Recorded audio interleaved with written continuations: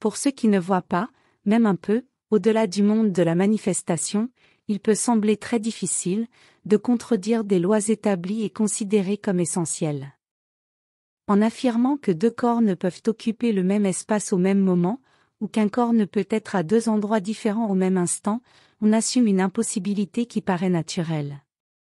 Cependant, pour la potentialité de l'être, contredire ces choses est tout à fait trivial.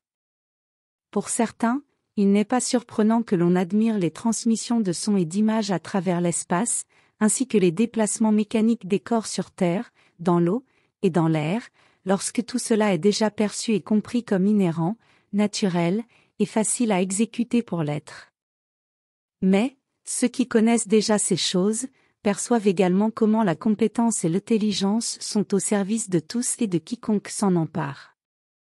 Il en est de même pour l'appropriation de la science, qui fait des références, questionne et explique la mécanique d'un univers parallèle, où toute création scientifique n'est qu'une copie de ce qui est déjà dans la nature de l'être et dans ses possibilités.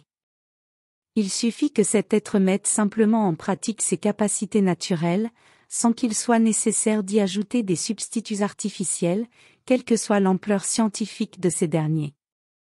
Par conséquent, dans la formation de l'être, un regard simple sur les concepts et les caractéristiques qui lui sont attribués, clarifie combien l'ego et la possession sont des éléments siamois, car l'un n'existe pas sans l'autre, et l'élimination de l'un entraîne l'élimination de l'autre.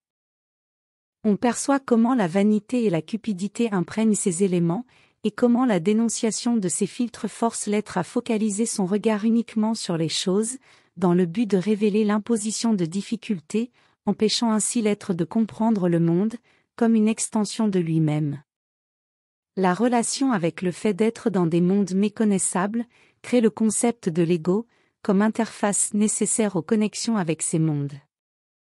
L'ego, en tant que consommateur de la culture et des manifestations locales, charge l'être des aspects de prédateur et d'accapareur, forme première de coexistence et de préservation. Toute la joie et toute la souffrance de l'être sont fortement liées à ce que l'ego acquiert et possède, ainsi qu'à ce qu'il ne parvient pas à acquérir ou perd.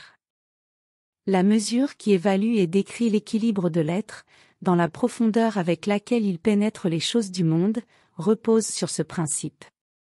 Plus l'être en manifestation acquiert et possède de biens, plus il s'enracine dans la matière, et plus l'ego est renforcé, et se justifie par la somme des points de ses conquêtes et victoires.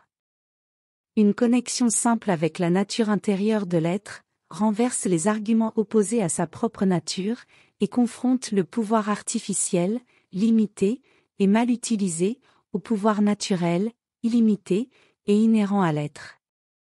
Le regard des yeux superficiels divise, tandis que le regard des yeux profonds maintient l'unité.